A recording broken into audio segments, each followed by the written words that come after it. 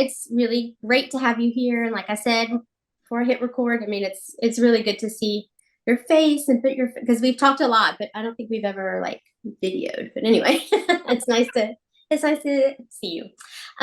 So before we start, if you could just tell us a little bit about your business and how you got into the jewelry world and that sort of thing. Yeah.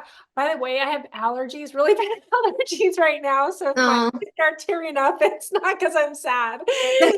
So, That's good. um, yeah. So how I got into the jewelry business, is that what Mhm. your question was? By accident, completely by accident. I never sought out to be a designer, never had any schooling to be a designer. I've always been an artist, by nature, but I was volunteering for these Hopi Native Americans, and one summer while I was in school, and it profoundly affected me just on so many levels. And they like showed me how they did their crafts and things. And I that same summer walked down to a jewelry beads shop in this little tiny town in Colorado, just mesmerized by, I just took the stone, like little beads and like silk cord. And that time no one was utilizing silk cord and beads. It was like a new thing. I guess I had found out later.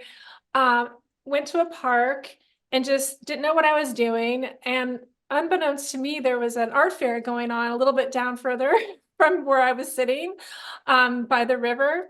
And so these teenagers came up to me and they thought that I was part of the art fair. And I didn't know that at the time, but they kept saying, "Oh, how much are your necklaces? Those are really cool." And I laughed. I said, "I have no idea what I'm doing." And they wouldn't take no for an answer. It was the craziest thing. And so I was like, "Okay, you guys, I will $5, like I'll make you something."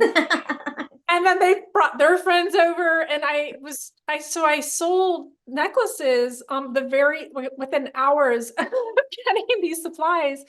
But it was Wow. like this little girl came up to me and she like opened up, like she started telling me her whole life story. And it was, a lot of this stuff was kind of, she was only 5, and it was kind of upsetting. But I just listened, and her family were kind of close by and they would wave, and she just kept talking. And I said, "Oh gosh, well, I'm going to make you a magic bracelet to make you feel safe and make you feel good.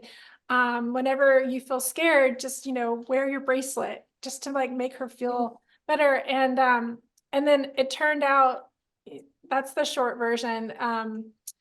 Years later, um, I went back to school and I was selling pieces off my neck, and never thought, I was actually studying to be a teacher, never thought I'd be a jewelry designer. And then I was at this crossroads moment where I had taught school, but I needed to move back to California where I'm from. I was living in Florida at the time because my family had moved there.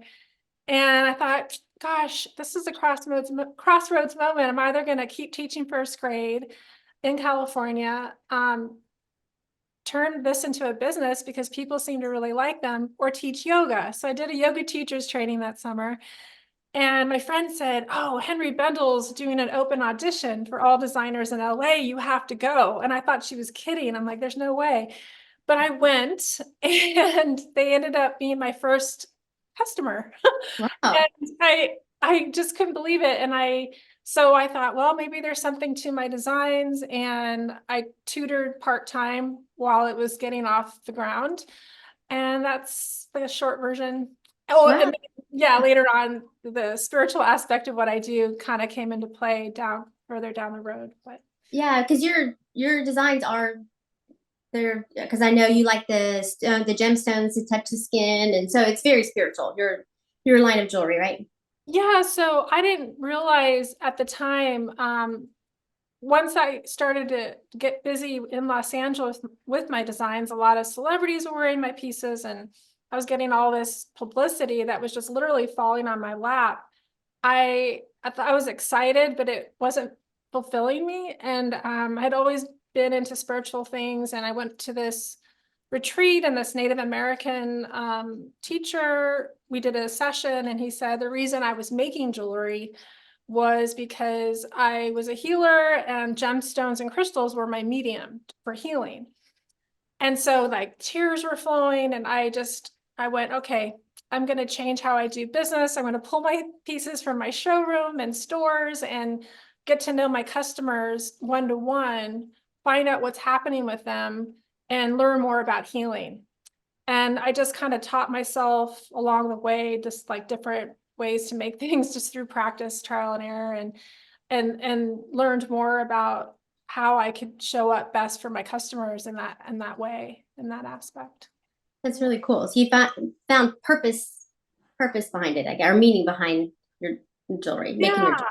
Yeah, and Yeah. it's been such a long journey to like get to where I am now, where I actually talk about it. I was really like shy about what was happening. I would get these messages from my customers as I was making them pieces, and I'd write them down for them, and they're like, "Oh, that's what I needed to hear." And and then I like would shut down because it was a little draining. I didn't know how to handle that energy, how to do the channeling. And anyway, so it's been a long road of just recognizing the energy I carry and why I do what I do. Hmm. And yeah, so Yeah, I can have a whole nother conversation with you about that when I had my business, because we used to make and sell personalized jewelry. And anyway, so I can tell you some stories. I get that part I for sure. love that. Love that. Yeah, I get that part.